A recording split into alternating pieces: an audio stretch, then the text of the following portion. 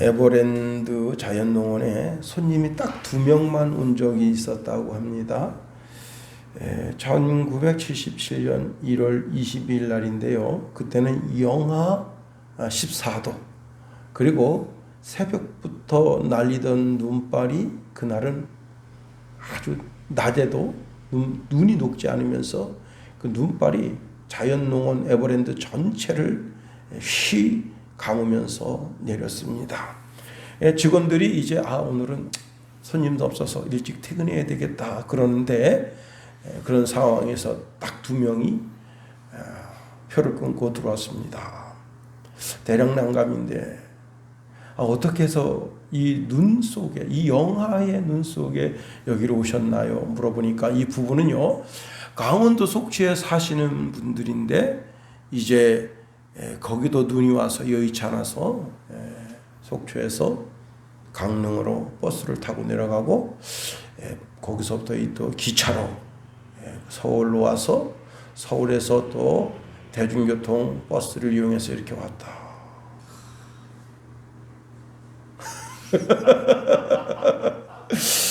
그래가지고 그 2명만을 위해서 에버랜드 자연농원을 열었습니다. 그 두 부부는 눈길을 밟으면서 자연농원을 관람했다고 합니다. 자연농원 역사 속에서 그래도 단 2명의 손님이라도 와서 문을 닫지 않고 그 문을 열 수 있었으니 얼마나 감사합니까? 이 부부를 생각하면 참으로 감사한 일이 되는 겁니다. 그 추위에, 그 눈발에 손님이라니. 에버랜드 관계자가 과거를 되돌아보면서 회상하면서 그렇게 힘들고 어려운 때도 있었는데 그 부부의 이야기를 듣고는 문을 열지 않을 수가 없었다 하는 겁니다. 한 가정에 자동차 보험을 드는데 늘 책임 보험만 들고 자동차를 끄는데, 아주 가까운 친척이, 또 그 친척이 멀리 사는 것도 아니고 한 300m 지근거리에 사는데, 내가 이렇게 이제 보험회사 직원이 됐는데 이번에 자동차 보험 드는 거 아주 좋은 거 좀 들어주세요. 이렇게 하니까 할 수 없이 보험을 드는데, 책임보험만 들면 뭐 한 15만 원, 20만 원이면 되는데 보험 최고 좋은 거로 든다고 해서 건 한 80만 원 돈 종합보험을 들게 됩니다. 친척만 아니면 이거 진짜 책임보험만 들고 동네에서 살살 끌고 다닐 건데 그냥 마음의 불편함이 그렇게 많이 있었어요. 그런데 자기 남편이 이제 좀 음주운전하는 스타일이어가지고 술 먹고 운전하다가 큰 느릅나무를 받게 되고 거기서 척추가 골절이 일어났습니다. 그로 인해서 하반신 마비가 됐는데 그 보험회사로부터 4억 6천만 원의 보험금을 받게 됐다는 거예요.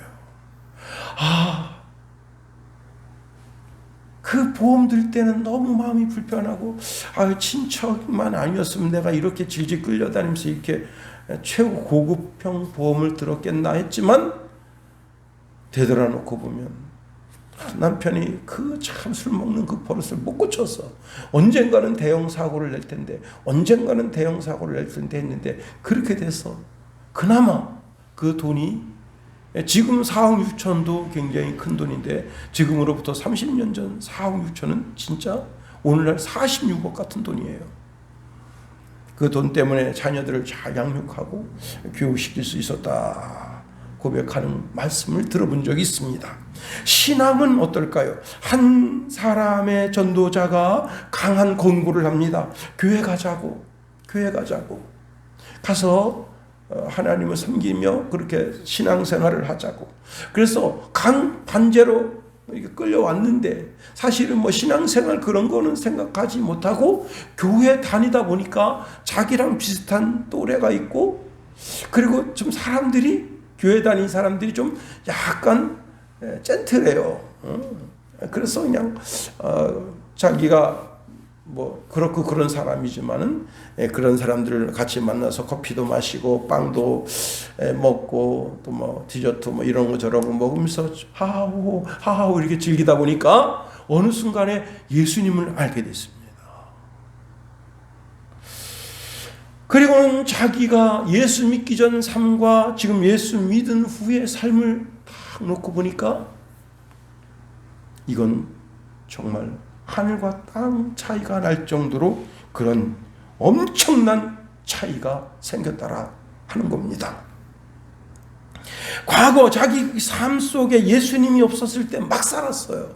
그러나 예수 믿고 난 후에 지금의 나의 삶을 보니까 나의 삶이 어느 정도 안정화되어 있고 자녀들도 하나님 말씀 가운데서 잘 양육되고 있고 그리고 남편도 이제 정말 가정적인 남편으로 그 아내의 권유로 또 교회에 나오게 되고 그렇게 해서 그 가정에 복음이 심겨졌는데 점점 복음이 확산되면서 그 집안이 예수 믿는 집안이 돼 가더라. 그 자기가 과거를 되돌아놓고 보니까 너무너무 감사한 거예요. 그때 과거 그때 내가 예수를 몰랐을 때 제가 신일교회에 있을 때 한 집사님이 애를 둘을 낳는데 어느 날 이제 셋째가 임신됐어요. 모슈마를 하려고 그랬는데 또 딸 낳는데 그 집사님이 저를 붙잡고 하소연하면서 목사님 저는 그냥 아들 낳으려고 했는데 또 딸 낳는데 근데요 애가 틀려요. 그래서 제가 아니야 그래서 틀려요. 그럴 때 마음 철렁했어요. 이게 다른 사람 아기를 낳아서 틀리다 그러는 거 같더니 목사님 기도하고 낳은 애하고 그냥 낳은 애하고 틀려요. 그래서 뭐가 틀린데요? 얘가 자기 집의 기쁨이고 자기 집의 은혜고 자기 집의 복덩어리라는 거예요. 아빠가 아빠 그걸 딱 어깨를 조그만 손으로 막 주물러주고 다리를 막 주물러주고 뽀뽀를 해대고 큰 년도 작은 년도 그런 게 없었대요. 그냥 모이면 맨날 머리 뒤지고 제가 한 해 겨울에 이제 교회를 갔는데 그 둘째가 머리가 막 쥐뜯겼어요. 그때가 초등학교 5학년인가 6학년인가 됐는데 야, 너 그래서 왜 이렇게 되니? 했더니 언니 저 개년이 가을이다가 다 잘라놨어요. 그러면서 그러는데 저기서 또 아유 주여. 그런데 그 막내는 예수 믿고 낳은 애인데 내가 기도로 낳은 애인데 틀려요. 애가 머리가 얼마나 똑똑한지 하나를 가르쳐주면 열을 알고 열을 가르쳐주면 만을 알 정도로. 그래서 자기네 반에 지진아가 있는데 그 지진아를 선생님이 하도 안 되니까 걔를 불러서 야 네가 좀 지도 좀 해줄래. 그랬더니 얘가 이 지진아가 반 정도 따라온 애가 됐다는 거예요. 그러면서 차라리 일찍 예수 믿을 걸 그랬어요. 그래서 왜 일찍 예수 믿지 그랬어요. 그때는 교회 다니는 사람들이 그냥 정신적으로 심신이 미약해서 교회 다니는 줄 알고 그랬죠. 이럴 줄 알았으면 내가 진짜 교회 갈 건데. 그래서 내가 지금도 늦지 않았어요. 애들을 했어요. 새벽 예배 나오고 그 집사는 새벽 예배 잘 나옵니다. 새벽 예배 나오면 새벽 예배 갔다 왔어. 그 아이를 머리에 손 얹고 기도해주고 사랑으로 꼭 안아주라. 오늘 본문에 바울이 이렇게 권고합니다. 이런 11절에 보니까 그러므로 생각하라. 파스칼은 인간은 생각하는 갈대라 하잖아요. 뭘 생각해야 되느냐? 과거를 생각해 보라는 거예요. 과거를 생각하고 오늘을 생각하면 오늘 내가 뭔가 잘못하고 있는 것이 있다면 오늘 내가 내 삶을 조금 수정하면 먼 미래에는 전혀 다른 나의 삶이 펼쳐지는 거예요. 오늘 내 신앙의 삶 속에서 오늘 내가 조금만 수정하면 그겁니다. 계속 살아왔던 삶 그대로 살게 되면 내 미래는 계속 그대로예요. 그러나 오늘 내 삶을 조금 조정하는 거예요. 어느 쪽으로? 하나님이 원하시는 쪽으로, 성령이 내 속에서 음성을 주시는 대로. 그래서 오늘 본문에 보니까 11절에 그때에, 12절에도 그때에 라고 하는 말씀을 하고 있습니다. 그때가 어느 때냐면 과거 그때,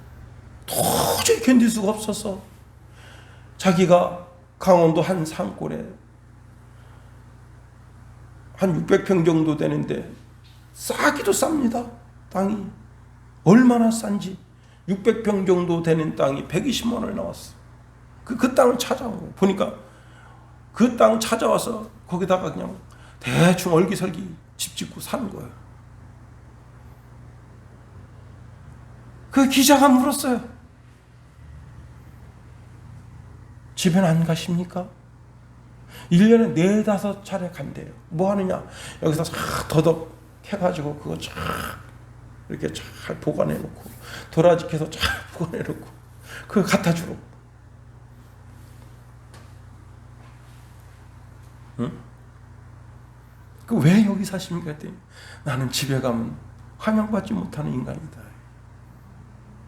그래서 여기 산대요.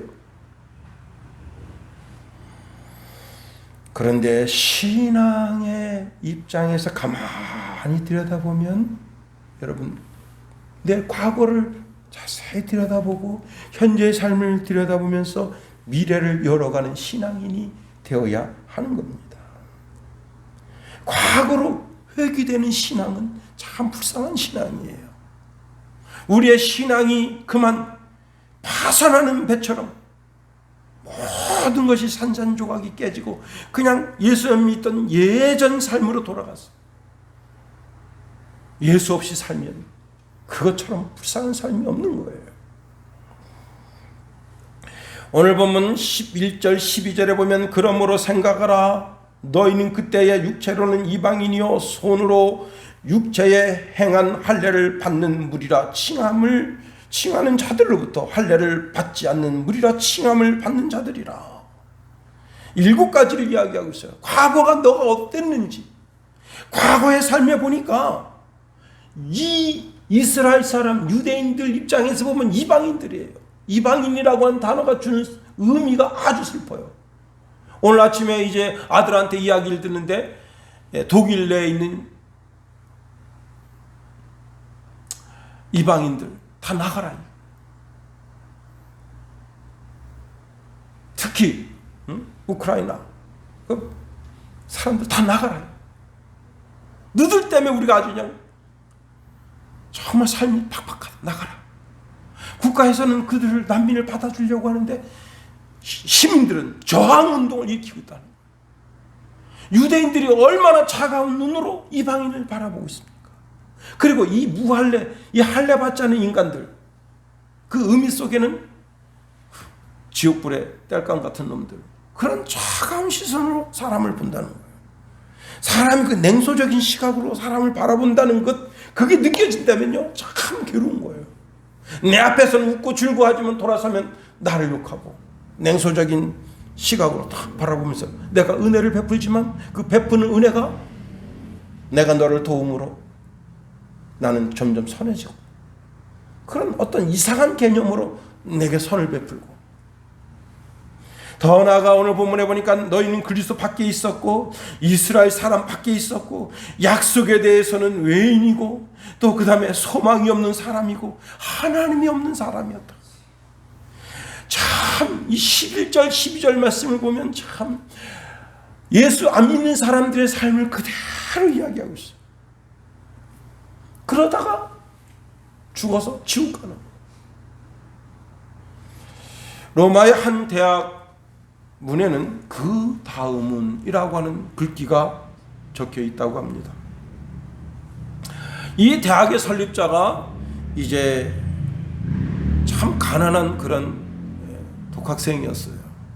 자기가 이제 법학 공부를 하고 싶은데 등록금을 대기가 쉽지가 않아요. 그런데 그 도시의 한 여인이 이제 그렇게 고학생들에게 등록금을 대줍니다. 그래서 그 분을 찾아가서 이제 제가 법학을 공부해서 변호사가 돼서 멋진 사람이 되려고 합니다. 그러면서 불필을 이야기하면서 그 여인과 대화가 시작되는데 그 여인이 이렇게 물었습니다. 이 장학금을 받아서 무엇을 쓰려는가? 등록금을 내야죠. 그 다음은 졸업을 해야죠. 그 다음은 변호사 시험에 합격해야죠. 그 다음은 결혼해야죠. 그 다음은 아이를 낳고 행복하겠죠. 그 다음은 그 여인이 계속 그 다음은 그러는데 그 다음에 최종 종착지가 죽음이에요. 그래서 이 청년이 그 질문을 들으면서 마음에 급 당황하게 됐습니다. 아하, 내가 지금 여기 와서 돈, 장학금을 대달라고 지금 이렇게 지금 이 여인에게 프로필을 이야기하고 하는 이 모든 것이 뭐냐? 죽음을 위해서 내가 지금 돈을 꾸고 있구나. 장학금을 받고 있구나. 그래서 인생이 죽음을 향해서 달려가는 것이 아니라는 사실을 그 자리에서 알게 됩니다. 인생이 죽음이라고 하는 정거장을 향해서 달려가는 것이 아니라 영생이라고 하는 목표를 향해서 달려가야 한다는 사실을 깨닫게 됐다는 거예요. 그래서 그 학교에 들어온 모든 학생들로 하여금 귀감이 되도록 다음이라고 하는 글귀를 그 대학 정문에 써놨다는 겁니다. 사람이 잘 죽으려고 할 때, 야, 그 사람 참 덕망이 있던 사람이었어. 야, 그 사람 참 자수성가한 사람이었어. 야, 그 사람 참 능력 있는 사람이었어. 그런 말 들으려고 성공하려고 하는 게 아니라는 거예요. 여러분, 겨자씨에 소개되는 이야기인데요. 물욕이라는 제목 하에서 인도를 정복한 모하메드 교도인 마모우드라고 하는 사람의 죽음에 대해서 이야기하고 있습니다. 그가 수집했던 비싼 의상, 금, 은 그릇, 각종 진귀한 보석들을 궁전 안에 쫙 정시하라고 명령합니다. 그래서 신하들은 아무 뜻도 없이 자기가 이제 전쟁에 나가서 모았던 모든 진짜 진귀한 왕이나 입을 법한 그런 옷들, 그리고 진귀한 그릇, 진귀한 은그릇, 동그릇 그런 걸 쫙 기다려 놓습니다. 그런데 그가 마지막 죽어가면서 이렇게 웅얼거렸다는 겁니다. 이것들을 얻기 위해 나는 위기와 고통을 견뎌왔다. 이것은 내 것이다. 이제 누구의 것이 될 것인가? 이 모든 것을 남겨두고 떠나야만 하다니. 인생 그렇게 비참한 거예요.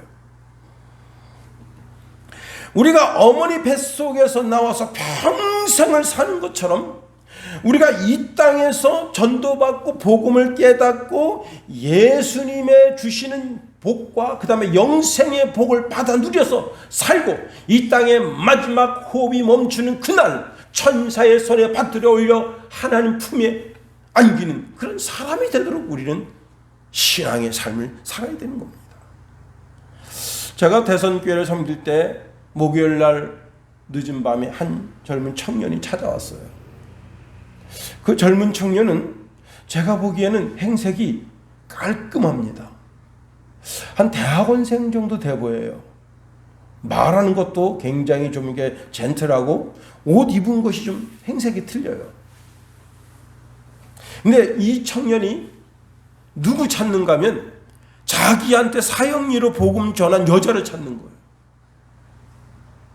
자기가 그 뚝섬 유원지에 이렇게 우두커니 앉아가지고 인생 무상이다. 그리고 참 허무하게 그렇게 그 강바닥을 하염없이 쳐다보는데 웬 아가씨가 와서 사형리에서 들어보셨나요? 하면서 복음을 전했는데 그때 이후에 그 아가씨하고 영적 기도를 하고 난 후에 자기가 잠을 못 자겠다는 거예요. 심장이 뛰고 도대체 예수는 무엇인가? 하나님이란 무엇인가? 그 아가씨를 만나서 또 듣고 싶대. 우리 교회는 아가씨가 없다고. 그때 이제 몇 명 있긴 있었는데 그 당신이 찾는 아가씨가 없고 내가 볼 때 그 아가씨를 찾으려면 머릿돌기회로 가라. 제가 이렇게 소개해 줬어요. 야, 자기 생에 처음 복음을 들었는데 그 복음 들은 것 때문에 자기 심장이 뛴다. 자기가 3일을 못 잤대요. 근데 한쪽으로는 이 친구가 그 아가씨한테 반한 게 아닌가 그 생각도 들더라고요. 예, 과거의 삶. 내가 예수님을 구주로 고백하기 이전 과거의 삶은 인생 무상이라요. 벤치에 다 앉아가지고 멍 때리면서 그 흘러가는 한강물을 바라보면서 내 인생도 이렇게 흘러가는구나. 그런 인생이었는데 그런 인생 속에 마침표를 찍고 이제 내가 예수를 믿고 싶다. 하나님에 대해서 알고 싶다. 그렇습니다. 이것이 과거의 삶이에요. 이제는 과거의 삶을 청산하고 그리고는 어디로 나가야 되느냐? 13절로 나가야 되는 거예요. 우리 13절 다 같이 한번 읽어봅니다. 13절 시작. 이제는 전에 멀리 있던 너희가 그리스도 예수 안에서 그리스도의 피로 가까워졌느니라. 자, 우리는 예수 안에서 예수님의 피의 공로로 하나님과 가까워졌다는 거예요. 예수님은 하나님과 나를 화평케 하려 오신 거예요. 화목제물로. 먼저는 하나님과 우리를 화목하게 하고 그리고 나와 관계된 사람들을 다 화목하게 하고 그리고는 이제 나와 자연, 나와 나무와 나와 풀과 나와 새와 나와 짐승들과 화목하게 하고 심지어 하늘의 별들과도 화목하고 하나님과 나 사이가 화목하게 된 사람은 이 세상 그 누구하고도 화목할 수 있어요. 평화할 수 있어요. 그렇습니다. 자, 문제는 이렇게 화목하게 하기 위해서 예수님께서 어마어마한 고통과 고난을 통해서 십자가에서 구원을 이루어 주셨다는 사실입니다. 그 사실을 깨닫는 순간 내 마음속에 엄청난 신앙적인 충격이 오는 거예요.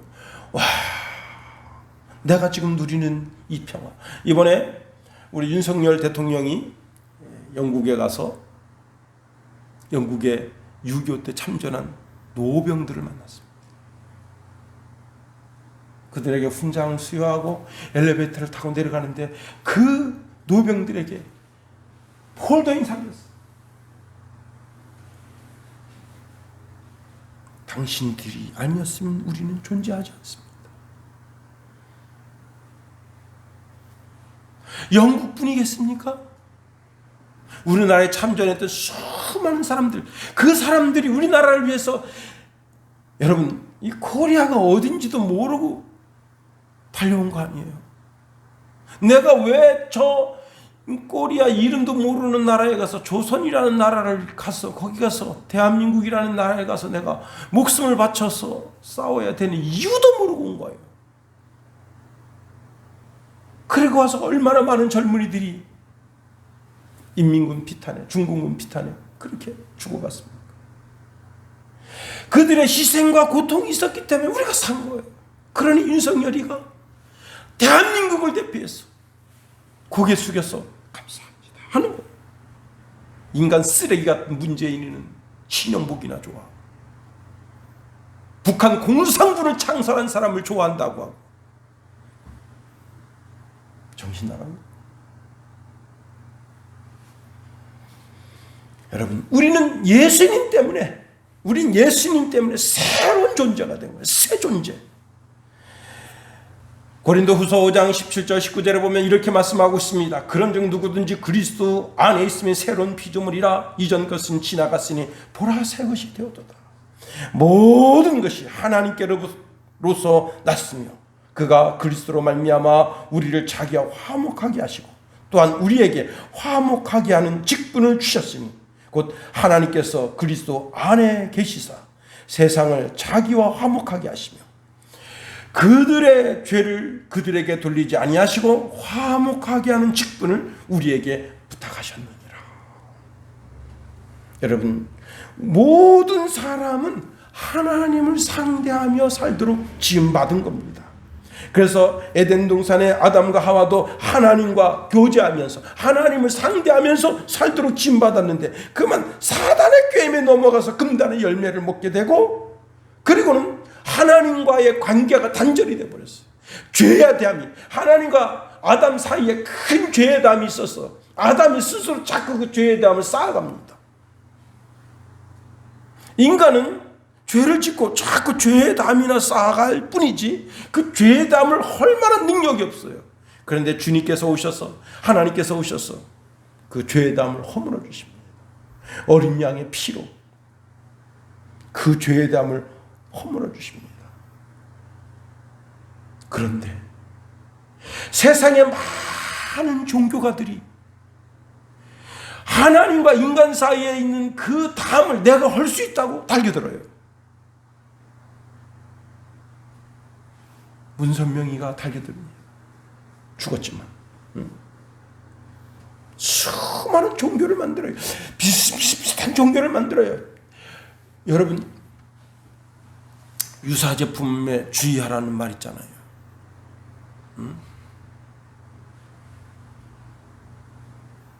유사제품에 참, 근데 여러분, 유사제품 그래도 우리나라는 이제 제가 오늘 자동차 수리를 했는데요. 자동차 수리에도 이제 정품이 있고 비품이 있는데 정품과 비품 차이가 뭐냐? 똑같은 회사에서 만드는데 정품은 거기에 홀로그램이 붙었어요. 비품은 홀로그램이 없어요. 똑같은 회사에서 만든 거예요. 그런데 뭔가 조금 문제가 있겠지. 뭐 도장에 문제가 있든지 아니면 제품이 좀 찢겼든지. 그래서 이건 정품이 될 수 없다. 그러나 성능은 똑같아요. 그런데 중국산은 그게 아니야. 정품과 비품 차이는 확연히 틀려요. 제가 정말 화났던 게 뭐냐면 제가 이제 중국에서 면도기를 샀어요. 정품을 샀어요. 참 오래 썼어요. 근데 오래 쓰다 보니까 이게 이제 열고 닫는 게 망가져가지고. 아니, 이제 올 1월 달에 이제 그 면도기가 현찮아가지고 또 하나 면도기를 사야 되겠다. 그래가지고 샀는데, 이거 비품을 샀어요. 정품인 줄 알았더니. 웬걸.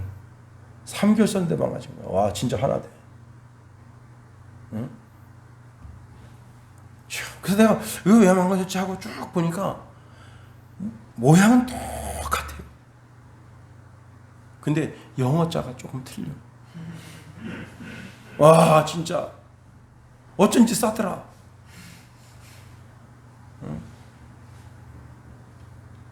근데 어떻게 그렇게 똑같을 수가 있죠? 거기 R이라고 하는 자 요거 하나가 동그라미 쳐져 있는 게 있고 동그라미 안 쳐져 있는 그 차이인데 그걸 누가 그렇게 유심히 봅니까? 화가 나더라고. 그래서 다시 하나 샀어. 이번엔 진짜 눈 똑바로 뜨고.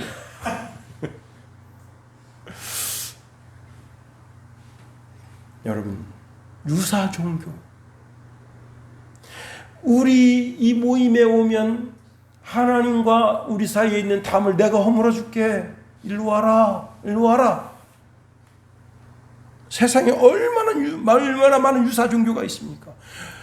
유사 종교를 안 되니까 이제 유사 철학을 만들어 가지고 신과 인간의 사이에는 그 철학적인 개념을 막 해서 정신을 더 혼탁하게 만들어요. 그 하나님께 오히려 더 못 가게 만들어. 여러분, 인간이 노력하면 노력할수록 점점점 하나님과 인간 사이에 있는 담이 높아져요. 죄악의 담이 높아져요. 그런데 예수님께서 그 담을 허물어 주십니다. 한 방에 허물어 주세요. 에베소서 1장 7절에 보니까 우리는 그리스도 안에서 그의 은혜의 풍성함을 따라 그의 피로 말미암아 속량 곧 죄 사함을 받았느니라 말씀하십니다. 하나님은 그의 아들 독생자를 이 땅에 보내주셔서 하나님과 가까워지게 하는 길을 열어놓으셨어요. 거기는 이방인이나 유대인이나 상관하지 않아요.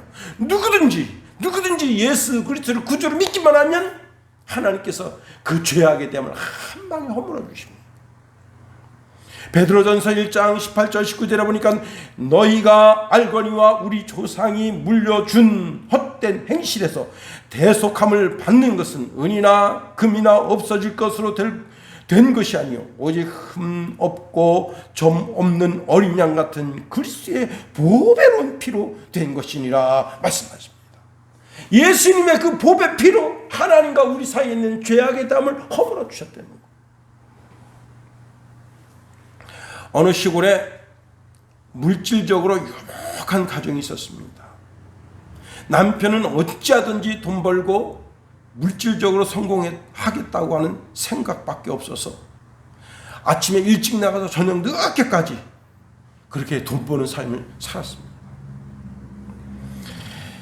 자, 그런데 아내가 보니까 아니에요. 남편이 돈밖에 몰라. 그저 돈. 돈 벌러 갔다 올게. 아침 일찍이 나갑니다. 그리고는 저녁 늦게 술 한 잔 거느리고 그렇게 집에 오는데 남편이 처음에는 돈 벌려니까 뭐 그러겠지 하고 그런 마음이 있었는데 나중에 점점점 그 마음속에 미움이 싹이 트기 시작하니까 남편 꼴도 보기 싫어요. 근데 그 미움이 화병이 됐습니다. 우울증이 됐어. 삶의 의미를 느끼지 못하는 거예요.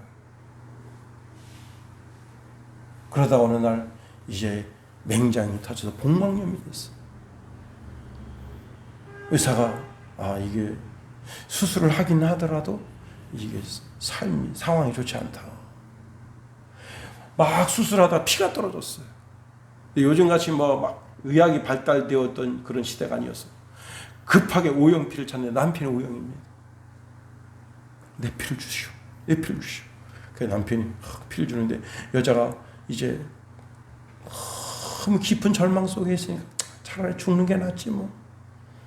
그런 아주 그냥 극단적인 삶을 통해서 차라리 내가 이 수술 받다 여기서 수술돼서 죽었으면 좋겠다.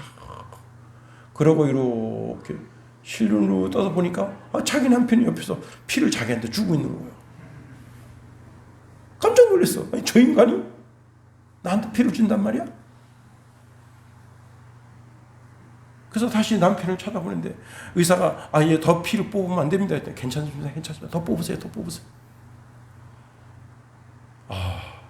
남편이 나를 미워하는 줄 알았더니 사랑하고 있구나. 그래서 내가 살아야 되겠다. 사람이요 살겠다면 살게 되는 거예요. 죽겠다면 죽는 거예요. 삶의 의지가 생겼어. 그래서 내가 살아야 되겠다. 남편이 나를 미워하는 줄 알았더니 그게 아니고 나를 사랑하고 있구나. 그래서 그 수혈받고 수술을 잘해서 살았다는 거예요. 여러분, 흠도 없고 죄도 없는 독생자 예수께서 나를 살리기 위해서 십자가에서 모든 물과 피를 쏟았다면 이제는 내가 어떤 삶을 살아야 되겠냐. 그분에게 은혜를 갚는 삶을 살아야죠. 그를 보낸 그 하나님 아버지께 은혜를 갚는 삶을 살아야죠. 그분이 좋아하는 인생의 삶을 살아야죠. 그게 성도의 삶인 거예요. 그 다른 것이 거룩이 아니고 다른 것이 성결이 아니고 이제는 예수님을 상대하면서 하나님을 상대하면서 사는 삶이 그게 진정한 거룩이고 성결인 거예요. 사도 바울은 이런 고백을 우리에게 주고 있습니다. 로마서 1장 17절 18절에 보니까 내가 복음을 부끄러워하지 아니하노니 이 복음은 모든 믿는 자에게 구원을 주시는 하나님의 능력이 됩니다. 첫째는 유대인에게요 또한 헬라인에게로라. 복음에는 하나님의 의가 나타나서 믿음으로 믿음에 이르게 하나니 기록된 바 오직 의인은 믿음으로 말미암아 살리라 함과 같으니라. 에베소서 2장 18절 말씀에도 보면 이는 저로 말미암아 우리 둘이 한 성령 안에서 하나님께 나아감을 얻게 하려 하심이라. 내 전생애가 지금 내 신앙의 삶을 점검해 보니까 이제부터는 하나님을 위해서 살아야지. 하나님의 영광을 위해서 살아야지. 예수님께 평생 신세를 갚으면서 살아야지. 그런 삶을 살겠다고 마음에 다짐하며 결심하면서 사는 것이 성도의 삶인 거예요. 중국에서 실제 있었던 일인데요. 한 아버지가 도시에 나가서 벽돌 쌓는 기술자로 돈을 버는데 그냥 기술자가 아니고 아주 고공 이런 데 올라가서 벽돌 쌓는 그런 사람이에요. 벽돌만 쌓는 게 아니고 타일도 붙이고 여러 가지를 하는데 그 분야의 독보적인 존재입니다. 그래서 돈을 얼마나 벌었는지 우리나라 돈으로 현금만 14억을 벌었대요.